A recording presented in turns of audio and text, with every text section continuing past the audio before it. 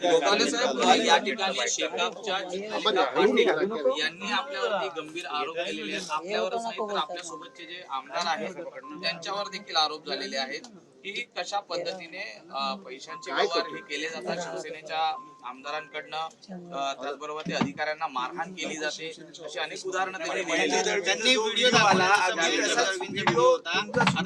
Video दाखवतायत त्या, पण त्याच्यामध्ये तुम्ही कुठे दिसतायत असं दिसत नाहीये. काय नेमकं तुम्हाला याच्या संदर्भात वाटतं? अजून आम्हाला त्यातलं काही कळलेलं नाही. नेमकं जे काय दाखवतोय, जे काय क्लिप फिरते, चित्रलेखा पाटील आता ही आमच्या तशी मुलीसारखी आहे, हरकत नाही आहे. तिने काय खात्री केली, कुठून मिळवलं, काय केलं ते अजून मलाही काय माहिती नाही. माझ्याकडे जर एवढे पैसे असते तर मी एक मुंबईला घर घेतलं असतं. अजून मुंबईला आमचं घर नव्हतं. आता मी जस्ट एका बँकेकडनं लोन घेऊन घेतलंय, परंतु गेली 16 वर्ष आता मी आमदार आहे. पण तुम्ही चौकशी करायची, पण हरकत नाही आहे. गेल्या 40 वर्षाच्या माझ्या राजकीय कारकिर्दीमध्ये आमच्याकडनं एकही चूक किंवा असं काही कधी घडलेलं नाही. त्यांनी जो व्हिडिओ दाखवला तो तुम्ही पाहिलाय का? आणि पाहिलाय. तुमचं मत काय? माझं मत असं अत्यंत चुकीचं आहे. आणि तुम्ही पण थोडीशी तहकीकात करा ना. कोणी काय दाखवलं, उचललं का लावलं लगेच, काय सगळ्या मीडिया पसरून टाकला. परंतु वस्तुस्थिती, परिस्थिती ही पण चेक करा, त्यांनाही विचारा. आता महेंद्रशेठ दळवीने आता दानवेवरती जसा काय दावा ठोकलेला आहे तसं आता आम्हाला पण करावं लागेल असं वाटतंय.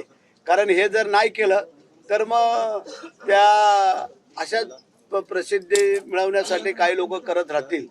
आणि म्हणून करता मला वाटतंय की एक दोघांना चेकमेंट दिल्याशिवाय या त्यांच्यावरती केस टाकून मला वाटतं त्याशिवाय दुसरा काही पर्याय नाही असं आम्हाला वाटतं.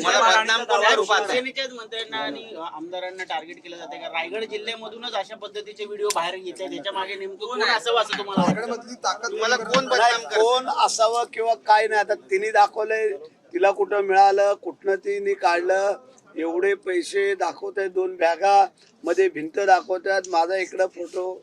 वा रे वा. जरा तुम्ही पण ते व्यवस्थित चेक करा, व्यवस्थित की वस्तुस्थिती परिस्थिती काय आहे. चौकशीची मागणी करतायत ते सीबीआय, ईडी, अँटी करप्शन, जिकडनं ही चौकशीची कधी पण त्यांनी करावी. कुठल्याही चौकशीला कुठल्याही चौकशीला आम्ही सामोरं जायला तयार आहोत. पण काय आठवतं तुम्हाला कुठला व्हिडिओ एका मर्ज केलाय तुम्ही म्हणताय की कुठला व्हिडिओ? अरे आता एवढा पैसा जर माझ्याकडे असता तर मी मगाशीच सांगितलं असतं. आम्ही नावाने शेठ आहोत, पैशाने शेठ नाही आहे. आम्ही गरिबांचे शेठ आहोत, लक्षात आलं का? त्यामुळे तो भाग वेगळा आहे. त्यांचा धंदा, बिझनेस, ते मोठी लोक आहेत. त्यांच्या PNP सगळं आहे, रायगड बँक आहे त्यांच्याकडं, बंदर आहे, सगळं आहे त्यांच्याकडं ते असू शकतं. आमच्याकडे तसं काही नाही आहे. पण ठीक आहे, तुम्ही माझ्या 40 वर्षाच्या, मी पंचायत समितीचा अपक्ष सदस्य, 2 वेळेला जिल्हा परिषद सदस्य, 2 वेळा माझी पत्नी सदस्य, 4 वेळेला सतत आमदार, आता मंत्री आहे. त्यामध्ये एखादा तरी ओरखड आमच्यावरती दाखवावा त्यांनी की बा कुठं आम्ही काही गलत बात केलेली आहे का ते. पण ठीक आहे, आता विरोधकांना काहीच जर नसेल, कारण आता तसं जर पाहायला गेलं तर शेतकरी कामगार पक्ष हा जिल्ह्यातून हद्दपार होत चाललेला आहे. आज जर आपण परिस्थिती पाहिली, एक वेळ वेगळी होती की 1 नंबरचा पक्ष जर आमच्या जिल्ह्यात पाहिला तर शेतकरी कामगार पक्ष म्हणून नावारूपाला होता. हे कोण नाकारू शकत नाही आहे. जिल्हा परिषद खासदार त्यांचे, 3-3, 4-4 आमदार त्यांचे, हे सगळं जर आपण आज पाहिलं तर आज त्यांचा एकही आमदार नाही. जे जयंत पाटील पण विधान परिषदचे आमदार होते ते पण मागच्या वेळेला होऊ शकलेले नाही आहेत. जिल्हा परिषद पण नाही आहे, सगळंच नाही आहे. आणि त्यामुळे कदाचित त्यांना काय वाटत असेल की आम्ही पुढे चाललोय, कसं बदनाम करावं. पण हरकत नाही आहे, आम्ही याला सामोरं जायला तयार.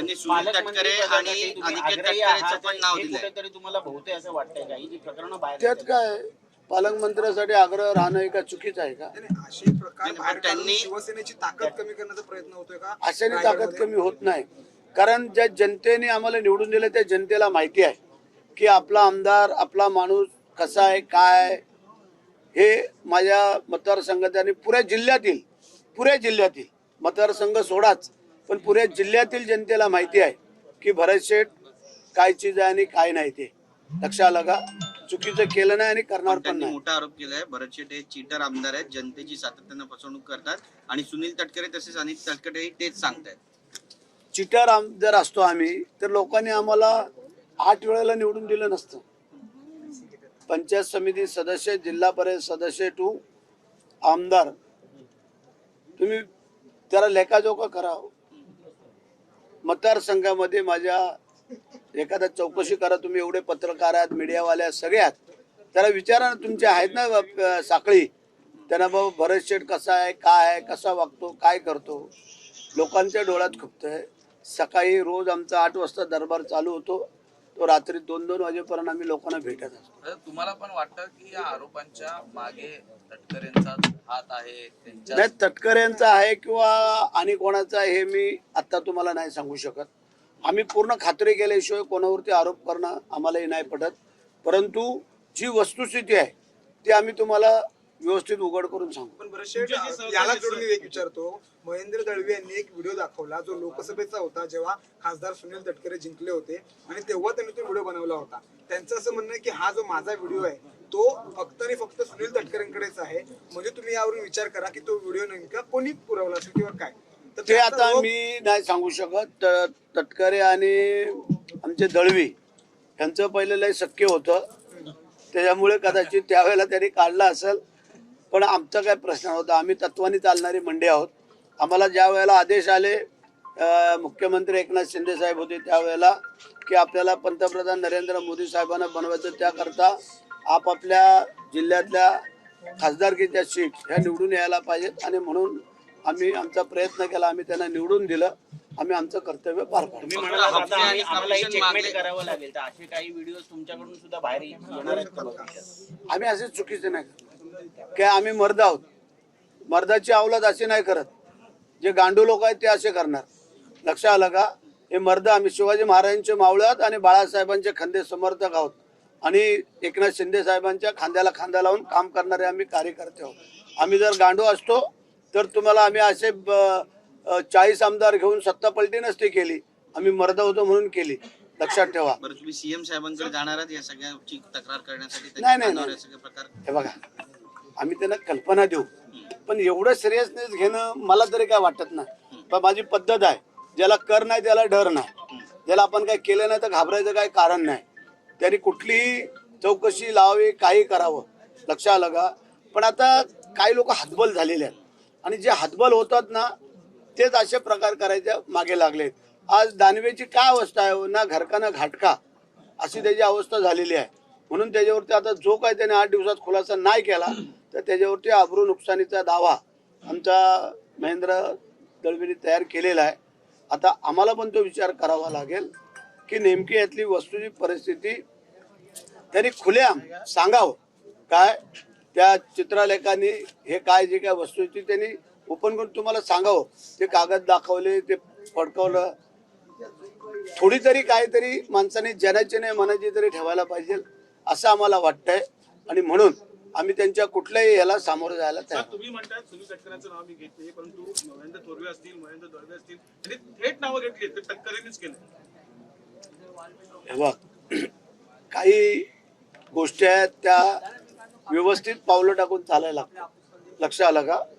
आम्ही तुम्हाला सांगितलं की जोपर्यंत आम्ही खात्री करत नाही तोपर्यंत आम्ही कोणाच्यावरती आरोप प्रत्यारोप करणार नाही. लक्षात ठेवा.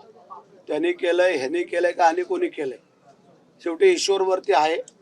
तो कोणाला सोडत नसतो. इथंच करा आणि इथंच भरा. लांब जायची आता आवश्यकता नाही आहे. जर आम्ही काय चूक केली तर त्याचं पत्ता आम्ही भोगू. पण जाणून बुजून कोण जर चुकून चूक झाली सुधारता येते.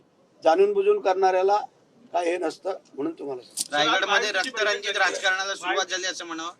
हा, रायगडमध्ये रक्तरंजित राजकारणाला सुरुवात झाली आहे. नाही, रक्तरंजित अजून नाही. फक्त भावना दुखवण्याचं काम चालू आहे. रक्तरंजित नाही आम्ही म्हणणार. सर, महायुतीकडून बैठक झाली, त्याच्यामध्ये आता महायुतीचं धर्म पाळलं जाईल. येणाऱ्या प्रत्येक निवडणुका असतील, मुंबई असेल, 29 महापालिका असतील, सर्वांमध्ये महायुती असणार आहे असं भाजपाच्या नेत्यांनी म्हटलंय. भाजपाच्या नेत्यांनी म्हटलंय आणि आमच्या नेत्यांनी पण सांगितलंय परवाच्या आमच्या बैठकीमध्ये की आपण महायुती म्हणून लढायचं आहे आणि त्याप्रमाणे प्रक्रियेला सुरुवात झाली. मला मग मन मारून या सगळ्या गोष्टी कराव्या लागतील का? तुम्ही आता मला ती भावना दुखवण्याचा प्रकार होतोय. मग निवडणूक महानगरपालिकेमध्ये आमचा काही प्रश्न येत नाही. बाकीच्या भावना कोण दुखवतोय? त्या बघू ना आपण. कारण ज्या रायगडमध्ये नगरपंचायतच्या निवडणुका झाल्या त्यावेळेस तटकरेंनी थेट उभाटाची हातमिळवणी करत शिवसेनेविरुद्ध शड्डू ठोकला होता. हे बघा, मी मगाशी सांगितलेलं आहे, आम्ही त्यावेळेला युतीचा धर्म पाळला. ज्यांनी नाही पाळला त्याची पोत भोगल. मी मगाशी सांगितलं ना, तो कोणी का असं ना, आम्ही नावाचा उल्लेख करत नाही. समजण्यावाले को इशारा काफी, एवढं समजून जायचं. जास्त आता खोला शिरू नका.